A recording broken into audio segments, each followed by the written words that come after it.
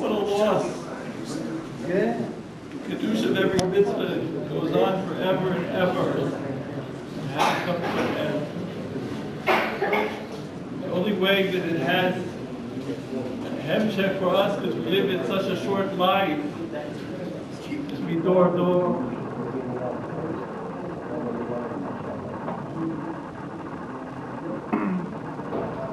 Now in the Levayah, his name is Yosha for your son and his family,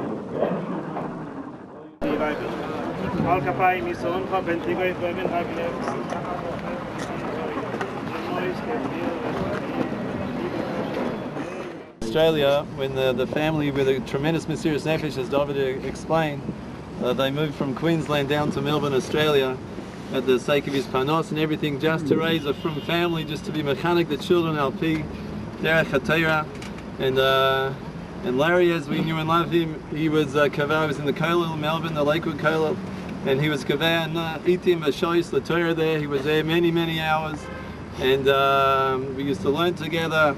We learned Mishnayos together, and we learned Hilchos Lashon Hara together. And he was in many shiurim. I wasn't the only person he learnt with, and his great hope and his great desire was that David and David's sister, they should go al pi derech haTorah and to be mechanic them, and we see with a tremendous mysterious nefesh, he was matzliach.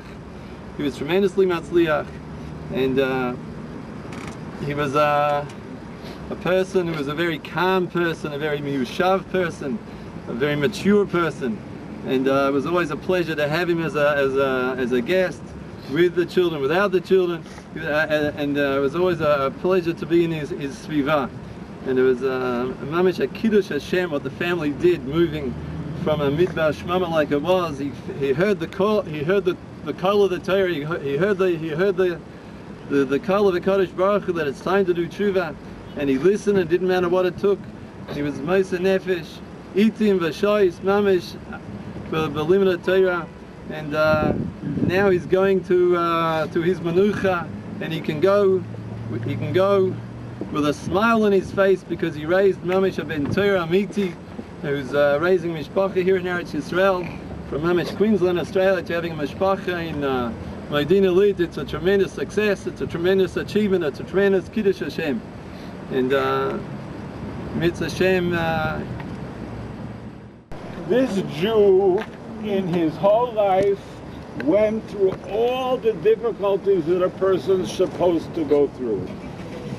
He suffered changes of country, changes of family, changes of profession, and we do not appreciate his greatness, but he now knows what he will receive for what he did. And I'm very jealous of him. I do hope that someday I'll be able to see his feet way above me. But I would like to touch on one point. What are we supposed to do? We're in the parashas now of Cheto Egel.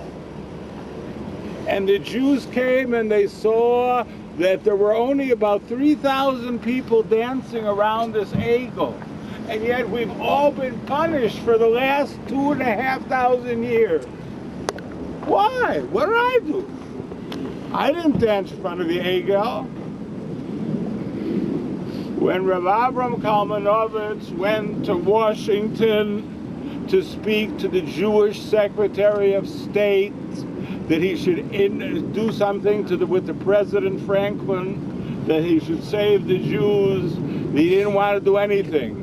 And Rav Avram Kalmanovitz fainted. And when he saw him faint, then he did something. Look at the world around us. Everybody here should faint.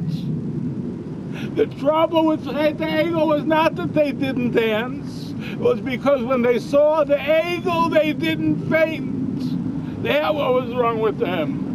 Toiv leches lebeis ha'evel veleches lebeis ha'mishneh. What's so good about it? Maybe it's a mitzvah to go to Beis Ha'evel. It's a chinuch to go to Beis Ha'evel. Ze mitzvah, aber ze not tov. Ze tov. Ze melamed otanu. אני ראיתי החזון איש בכבודו ובעצמו כתב שכל התאונות דרכים במדינת ישראל זה בגלל החיסול של צניעות ושמירת שבת ברחוב. אבל אנחנו לא מקשרים דבר אחד לשני, שהנפטר יהיה מלץ לא שלנו